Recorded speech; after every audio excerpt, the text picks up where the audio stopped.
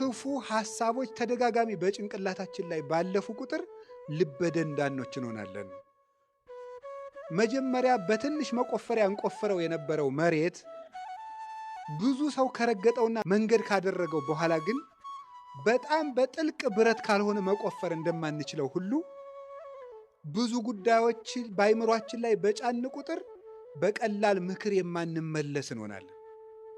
በቀላል ምክር የማንመለስ ድንግጥ የማንል ምንም የማይሰማን እንደ ግንድ በቃ ድንዝዝዝ ብሎ እንደ ድንጋይ የፈዘዙ እብለክሙ ከመይክል እግዚአብሔር አንስቦ ውሉድ ለአብርሃም እምላንቶ አይባን እግዚአብሔር ለአብርሃም ከነዚህ ድንጋዮች ልጅ አድርጎ እንዲያስነሳለት ነግራቸዋለሁ ይላል ማቴዎስ 3 ላይ።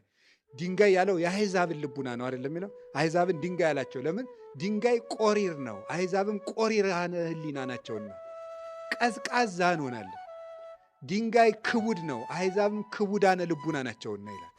ድንጋይ ይሆናል። እዚያ በኋላ ምንም ሰው ሞት አይደንቀን፣ ኃጢአት ብንሰራም አይደንቀን፣ ጭንቅ ማይል ደንዛዛና መሸነጋ እያልን የምንውል የምናድር ነው።